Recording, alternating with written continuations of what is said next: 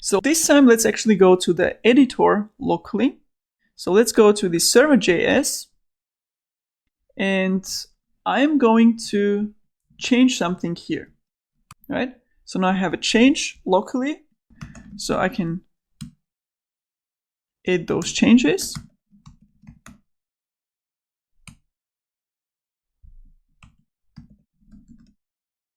So I've committed my changes locally. Now let's go to remote. And now I'm gonna edit the same line that I did locally right here, right? So I have my local changes yet.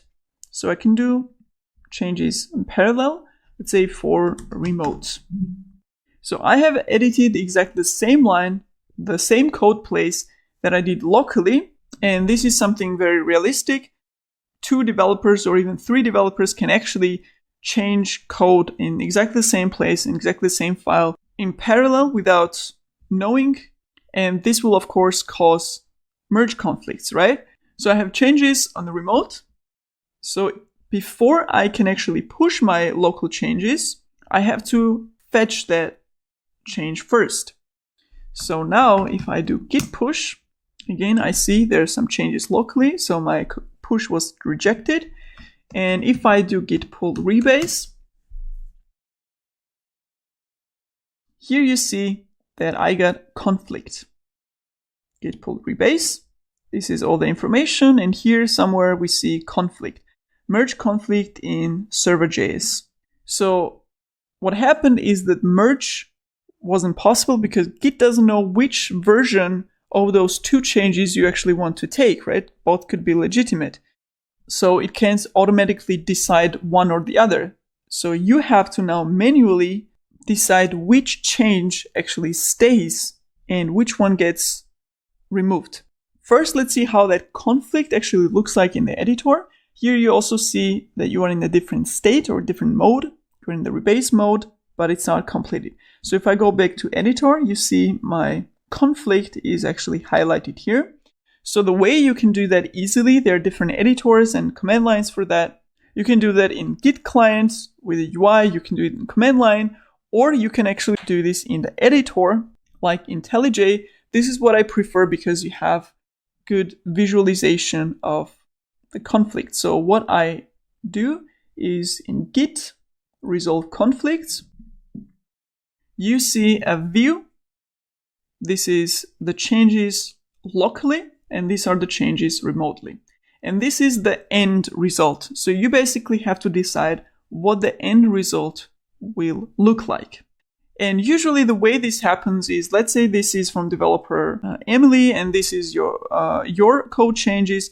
So what you do is that you go to Emily and you ask, hey, we have a conflict here. Can we see what happened there? So why did you change the code to this? And then explain why you made those changes. And at some point you agree on something and you decide, you know what, Emily's changes were correct. Or maybe both of our changes need to be merged, right? So what you can do is pull this one in. So for remote and locally. So now both of your changes are in there. Let's actually remove this. And this will be the end product. So you and Emily agreed, you know what, both of our changes make sense. So let's actually add them together and merge them like this. And when you're done, you save. And if you go back to editor and do get status, now Git tells you what status you're in. And here you see once you're done fixing all the conflicts, it could be more files than just one. In real case, it could be actually multiple files that all were changed. And once you're done with that, you can actually run git rebase continue.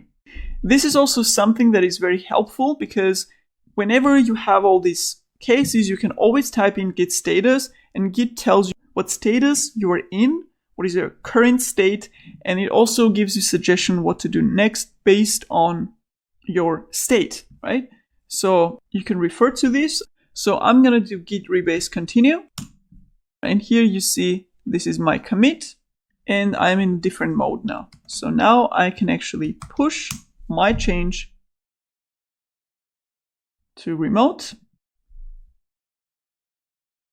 and remote gets updated. And here, if I go back to files, in server, I see for remote and locally. So this is the resolved conflict.